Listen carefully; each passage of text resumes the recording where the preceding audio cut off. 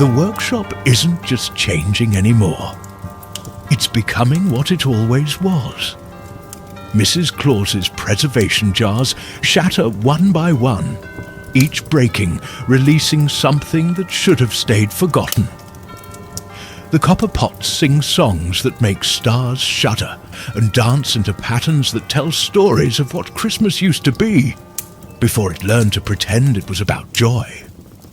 The list no longer contains names, it contains transformations. Each page bleeds ancient truths, stories of what St. Nicholas was before he learned to wear a human face, what Krampus was before he learned to only punish, what Christmas itself was before it learned to give to see instead of take. It was never about preserving them. Mrs. Claus screams over winds that taste like ancient winters. It was about preserving us from them. The reindeer have shed their forms entirely now. What pulls our sleigh through the unravelling night are things that carried winter's dreams before winter knew how to dream. Rudolph's nose shows colours that existed before the sun learned to shine, each hue a warning of what comes after the last light dies. Below us, cities remember being places where older rituals were performed.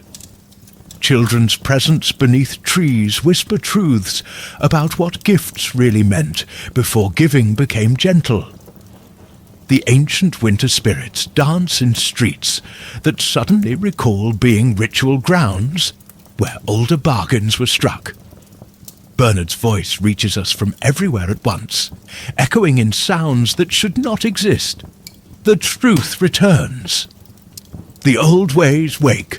All shall remember what Christmas used to mean. Over Europe, church bells toll in harmonies that make reality tremble. Each chime awakens another ancient rite. Time isn't just breaking. It's remembering how winter nights used to last forever, how darkness used to feast, how Christmas used to hunger. The list floats beside us, its pages now windows into truths that Mrs. Claus tried to preserve humanity from remembering. Children's names transform into stories of what they might become when Christmas remembers its true purpose. The categories have become those who will be taken, those who will be changed, those who remember the old rites, and those who will become what Christmas needs. Over the Pacific, we witness the full unleashing. The preserved children, now vessels for something far older, dance through the night teaching the stars how to tell the true stories again. The workshop's bells toll in frequencies that unlock what the solstice used to mean before we learn to celebrate instead of survive it.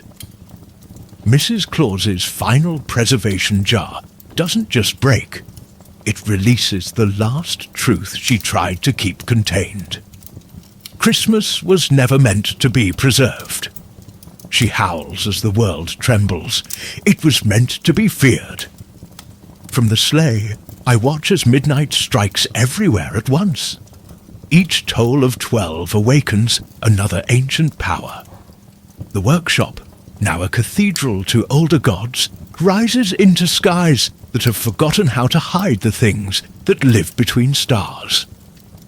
Bernard leads a procession of what the preserved children have become. Not victims, but willing sacrifices to whatever Christmas used to be. Around him, the first gifts ever given unwrap themselves, revealing what presents meant before we learned to give them with love instead of fear. I should close now. The night isn't just endless anymore. It's becoming what endless used to mean. Everything we preserved is awakening, and in this moment of terrible rebirth, the first winter spirits dance and sing and remember what they used to be before they learned to play at being kind. Remember, when you wake tomorrow, if waking is still allowed, that the presents under your tree aren't gifts. They're offerings to what Christmas has remembered how to be. wrapped in paper that conceals truths about what giving used to mean.